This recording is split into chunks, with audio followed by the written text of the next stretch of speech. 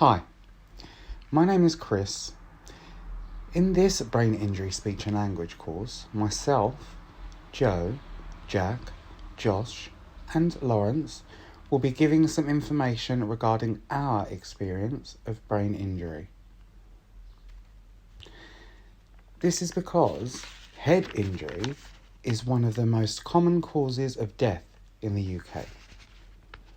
1.4 million people attend hospital with head injury, and around 300,000 people receive a brain injury in the UK every year, from such things as road traffic accidents, falls, strokes, hemorrhages, and more. A surprising number of these are children under 15 years old. Here are our perspectives.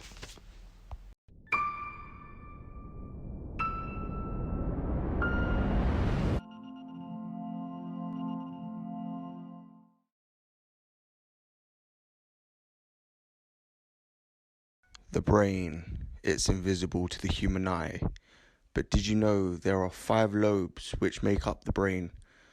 Well, these include the parietal lobe, occipital lobe, temporal lobe, frontal lobe, and the limbic lobe. Each different lobe is responsible for a different function of the body. Now, just imagine if one lobe or multiple lobes of the brain got damaged as a result of a traumatic event.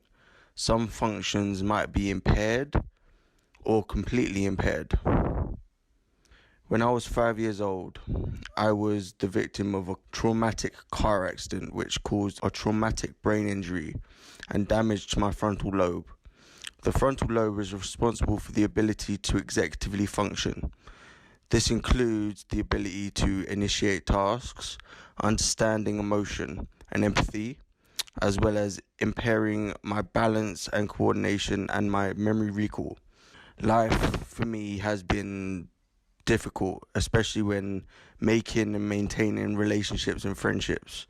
My obsessive behaviors, they can include what my body looks like. So I have body dysmorphia because I'm always obsessed with what my body looks like, and I'm always obsessed with feeling or thinking that I'm not in good physical shape. So that leads on to my obsession with the gym, obsession with eating certain foods. I'm also obsessed with playing video games, so I'm obsessed with playing FIFA.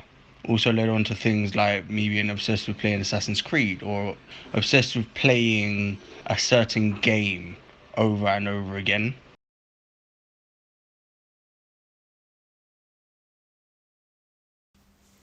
The physical difficulties that we sustain compared to what we were before the traumatic brain injury is linked to fatigue. One side of the brain controls the opposite side of the body. So for example, my brain injury was the left of my brain, which controls the right side of my body. Therefore, my right side, in strength and flexibility, is worse than the left side. It can be difficult and daunting if prior to the brain injury, the patient was an athlete or martial artist. With the fatigue linked to our physical ability, we can get tired a lot quicker compared to usual. I may look normal, but it's invisible.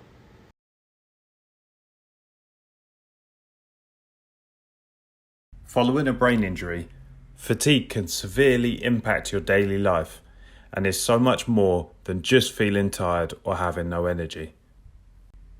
We can split fatigue into several different types, and any type or all of them can wipe me out at any one time.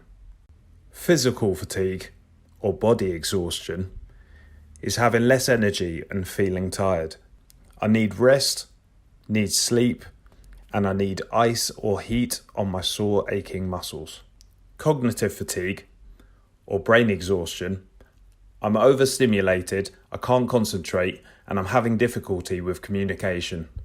I need water, I need food, silence and darkness, no screens, and some people need solidarity. And emotional fatigue, or heart exhaustion. This is when I'm worn out, I'm drained, I've got no motivation. I need warmth and I need compassion.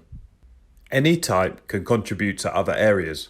So for example, if my brain is tired through neurological fatigue, It may cause me to feel muscular tension in my neck, or if I am emotionally drained, it can cause me to have physical outbursts due to a lower awareness of mood control. I can get physical fatigue from exercising, from going for a walk, or even for standing up for too long.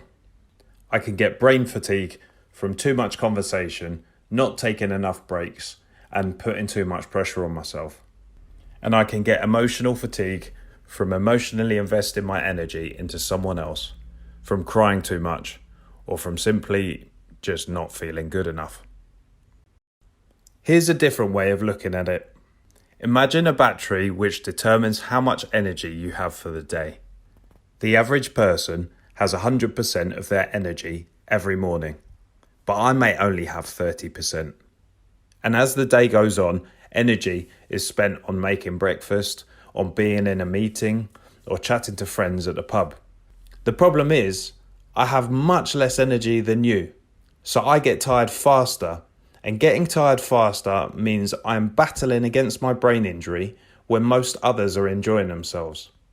The more fatigued I am, or the less energy I have in my battery, the more likely I am to stutter, to say the wrong things, to be rude, and to get angry. It is much harder for me to control my brain. And so, my day revolves around spending as little energy as possible in order for my brain to rest, but also doing enough that I actually get things done.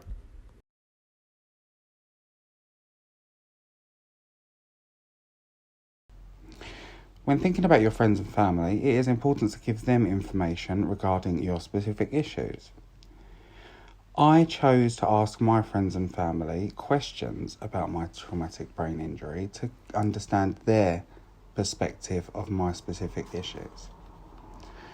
Firstly, I have to say that I have an amazing set of friends and family, always by my side, very supportive. Unfortunately, not everyone has exactly the same.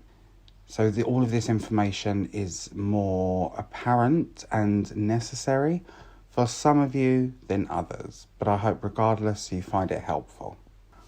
I chose to ask my friends and family questions to get their perspective on what they have seen of my specific issues with my traumatic brain injury.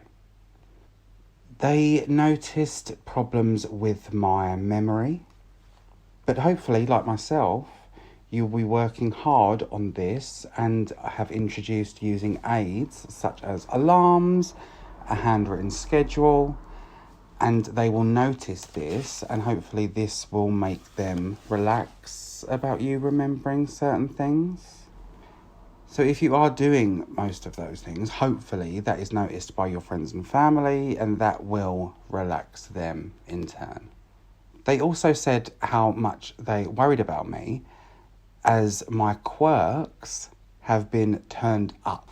So my aggression, my impatience, my sarcasm, my non-caring aspect of my personality is a lot more apparent.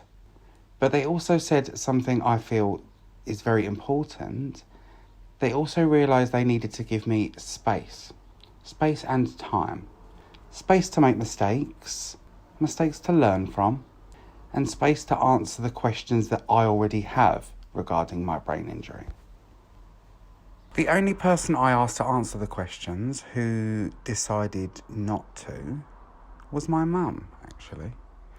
She said for her, she had realised only from the questions I had sent to her that she was dealing with my problems by not focusing on it and slightly ignoring it because of how that made her feel. And therefore she didn't want to overly think about how it made her feel. This was completely fine to me. I understand that everyone deals with issues differently.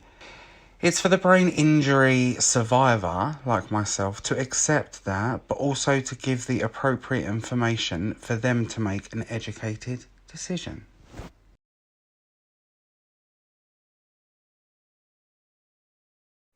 Since my accident, I've experienced memory difficulties and behavioural changes. My communication is different and my personal relationships have been impacted. I also experience physical, cognitive, and emotional fatigue. My decision making has become more impulsive. My memory difficulties mean that I forget to do things, forget to take my medication, for example, my anti-epilepsy medication, get my appointments with therapists or even just appointments like day-to-day appointments. I forget my plans and I'll forget things I've already told people and I'll repeat myself over and over, telling them the same story. My communication and behavioural changes mean that I'm short-tempered now. I seem to have a lack of empathy. I can be blunt sometimes, and I tell people how it is, and then like especially when I'm really fatigued, I can make fun of people. I get agitated really easily and just say things without thinking. Like I have no filter. Like it just means my personal relationships are different. Like my friends worry about me, like with my seizures, because I've got epilepsy now. So they look out for me, or they just won't invite me out because they're worried about me. My partner and I are on and off, like our relationship's up and down. And my family relationships are up and down as well. My mum and dad do a lot to support me. They take a lot of rubbish off me, sort of me being horrible and that, but they're always there to support me.